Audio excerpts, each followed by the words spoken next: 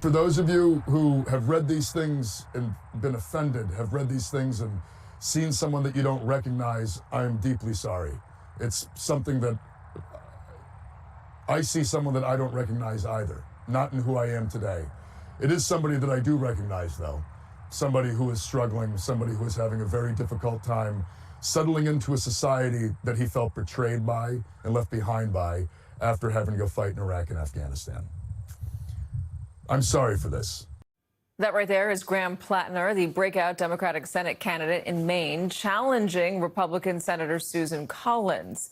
He is responding to the discovery of old Reddit posts he made trashing police officers and calling rural white Americans stupid and in some cases racist. In comments reviewed by NBC News, Plattner also wrote that instead of getting more conservative as he aged, he, quote, got older and became a communist, and referred to himself as a vegetable-growing, psychedelics-taking socialist these days. In other posts from 2013, he minimized challenges faced by service members in reporting sexual assault, writing, quote, you make a choice to consume enough of a substance to lose your self-control. So if you don't want to be in a compromising situation, act like an adult for F's sake. Yesterday, DNC Chair Ken Martin said Plattner's posts were hurtful and offensive, but not disqualifying. But my next guest is accusing the Democratic Party of itself of trying to destroy Plattner's campaign in order to clear the field for current governor and now Senate hopeful Janet Mills, also a Democrat. Joining us now, California Congressman and member of the House Oversight Committee and House Oversight and Accountability Committee, Ro Khanna.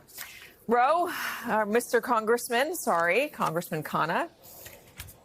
Getting all mixed up there. That was you who is accusing the Democratic Party of trying to tank Graham Plattner. What exactly are you saying?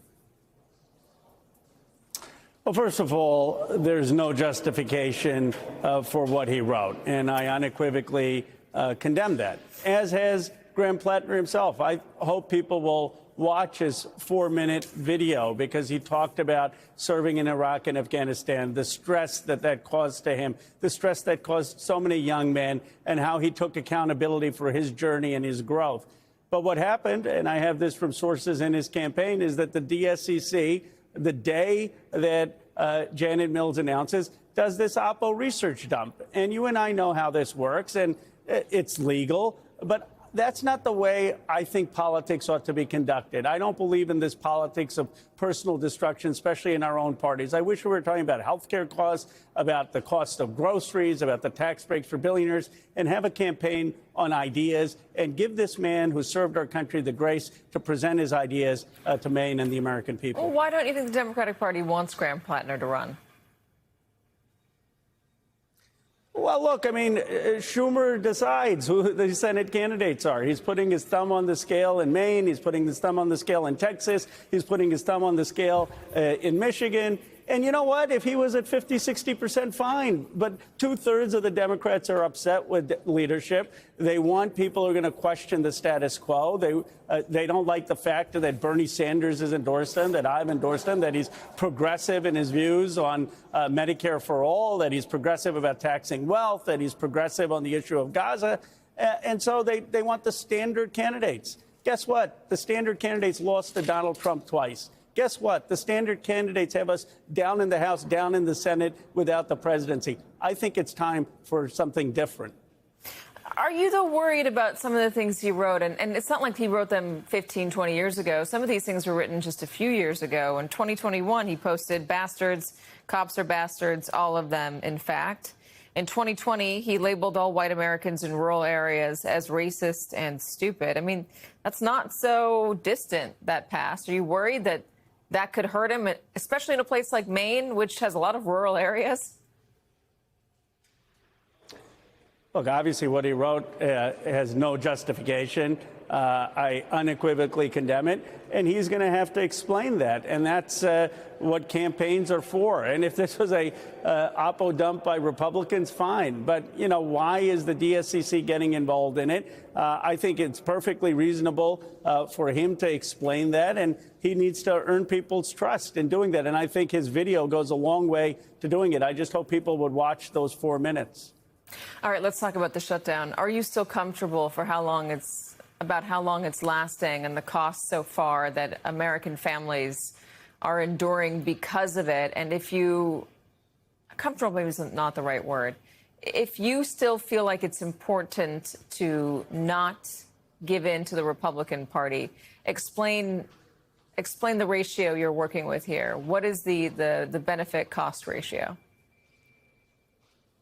Well, I'm not comfortable by it. I'm outraged by it. Yesterday, I met the spouse of someone who fixes our submarines, and he's still going into work because our submarines wouldn't work if it weren't for this technician, and he's not getting paid. And what I'm outraged by is that I'm here in the Capitol, many Democrats are here in the Capitol, and Mike Johnson has shut the Capitol down. And why has he shut the Capitol down? He doesn't want to swear in Adelita Grijalva because that would be the 218th signature on Thomas Massie and my petition that would force a vote on the release of the Epstein files. And he knows 50 to 60 of his own members would defect. So what is the consequence of the House being shut down? We can't vote to pay the submarine technician I talked about. We can't vote to pay our federal workers. Let's get back here. Let's vote to pay our federal workers and our troops, and then we can negotiate on the broader issue of the budget. Do you think it's worth continuing to keep the government closed over these health care subsidies? If we were paying federal workers and paying the troops, then absolutely we need to make sure that before we pass a Republican budget that has encoded tax breaks for the billionaires, that we get the health care tax credits for ordinary Americans. Otherwise, November 1st, 24 million Americans will see their health care premiums double. But there's no reason that federal workers and our troops need to be suffering in the meantime. Congress should be in session paying them. And I think that's one of the things that hasn't gotten through. There's the broader issue of the shutdown, and then there's federal workers not getting paid. And the only reason federal workers aren't getting paid is because Speaker Johnson doesn't want to vote on the Epstein files. Hold on. Can you help me understand what you're arguing? You're suddenly going to get part of the government funded if he just comes back and votes on the Epstein files? I said that yesterday. Yeah, if he swears in Adelita Grijalva, then we would have 218 votes. He just needs to have Congress be in session. He's not having us in session for the past month, even though the Senate has been in session, because he doesn't want to swear in Adelita Grijalva. If Adelita Grijalva gets sworn in, Massie and I have 218 signatures, along with every Democrat and Nancy Mace, Marjorie Taylor Greene, Lauren Boebert. 7 days later, we have a vote on the Epstein file. No, he doesn't want that. I but get what that. happens if you... Well, how do the troops and the federal workers get paid because of a vote on the Epstein files? Because every Democrat would support a straight, clean bill to pay our troops and pay our federal workers. And in the other shutdowns I've been in, usually you have Congress vote to say, OK, we're going to pay our troops and we're going to pay essential workers. We haven't had that vote because Congress is shut down. And so I think that this distinction isn't understood. Yes, government would still be shut down, but people would be getting paid who are going to work if we could just have that vote. We haven't had that vote because Congress has been shut down. Congressman Khanna, thanks for joining us. Sorry I mangled your title up top there. I appreciate your time as always. No, Roe is fine. Roe is fine. Thank you. Thank you very much, sir.